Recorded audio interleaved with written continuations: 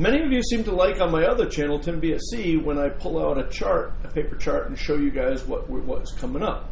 Well, many people have said that a sailor's life, or at least a cruiser's life, cruiser's plans are written in sand. They're subject to many things, whether it be the weather or the tide, or maybe even how you're feeling from how much partying you did the night before.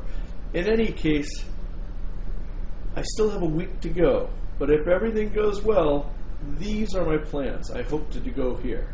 So if you look right here, here's a chart, big route planning chart. I don't know if the camera can pick it up or not, but New York City's here. This is all Long Island Sound here. Block Island Sound, Narragansett Bay, Cape Cod, the islands, coming up Boston, Cape Ann, and all the way up into down East New England. All right, so the plan would be, I was going to leave on Saturday, but it looks like the winds are all going to be blowing out of the northeast, which is going to go exactly opposite of what I want. And leaving Saturday would have given me one extra day, just in case something went wrong. Well, it turns out that as it looks now, we'll see as we get closer. I got a week to go, but the way it's predicting right now, if I wait till Sunday, I'll have better wind.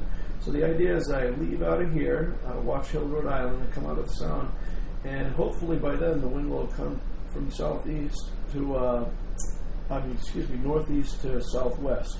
So then I'll have good wind that my friend Sean, who's another captain over here that works with me, he doesn't work with me, he works at the same company that I work at. He and his son want to make this trip with me, and they will be coming up here, headed up by Block Island, Rhode Island, by Point Judith, by Narragansett Bay, and actually head in to Buzzards Bay to a place called Cuttyhunk. And we might even go further, but Cuttyhunk is plan A. We'll see how it goes from there. Then the next day, we'd come off and take off, get up to the canal, and we can't sail through the canal. You have to motor through it, which is fine. Come through the canal and then shoot straight across to the tip of Cape Cod, which is called Provincetown, or as we refer to it as P-Town. So we drop the hook there, and then, if everything's still going good, I think by then the wind starts blowing out of the east, which usually means a little rougher weather, and sometimes around here we say out of the east 3 days at least. So, but anyway, it's supposed to be a big heavy boat, so here we go. If everything goes right, around midnight, because it's about a 20-hour run for us, we come out of P-Town and make a rum line just go right past Portland, and head right over to Falmouth, where my dad lives, and get a mooring over there in Falmouth. Hopefully you can still see it. Pull the chart down a little bit here. So then after I see my dad, everything's cool, then run over to Harpswell, where I'm going to see another friend of mine who's also a captain at this company here. He's got a camp out on a little island there. I've never been up in Harpswell before, so that's going to be really fun. I'm really looking forward to that. And then by then we'll be coming up to Friday, so Friday morning I'll be coming around and headed up to Boothbay Harbor. Should be, this chart is very expanded out, but I think Boothbay's right here, if I'm looking at the right part.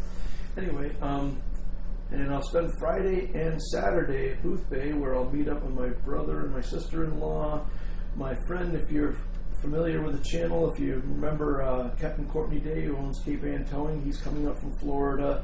He'll be there. It's at Boothbay Harbor. They have the lobster boat races, which I've never been to, but all my friends have been. And good time to go up there and eat a whole bunch of lobster and watch the races and see my old friends.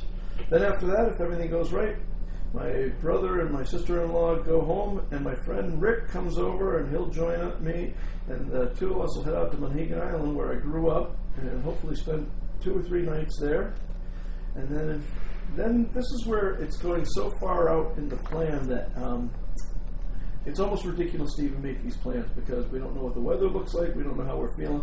And the whole point of cruising, I make all these plans, and then I realize I'm getting all stressed out of time. I'm supposed to go when the wind's right. A gentleman never sails to weather. I'm supposed to not be going to places where I'm running the engine all the time. I'm supposed to hang out for as long as I want.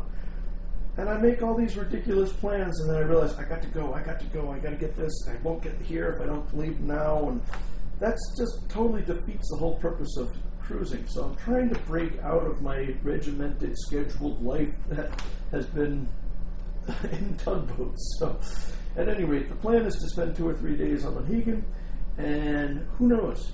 If Rick likes it and the weather's good and everything's cool, maybe we'll spend longer. But if not, one of my other friends I've talked about in other videos is a professor up at Maine Maritime Academy up in Castine, Maine.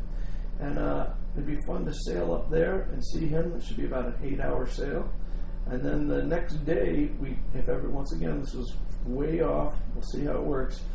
But it'd be a couple hours to sail over to Belfast and visit my old ex-brother-in-law. He and I are still very close. And then we'd come down and probably go to Camden and duck into Camden for the night. And then from then on, we'll just figure the weather on how the weather's looking to work our way all the way back down the coast, all the way back through the canal, through Buzzards Bay, Rhode Island Sound, Block Island Sound, Long Island Sound, and then get to Watch Hill, and then back to the boat. So that's the plan. Stick around and see if it works.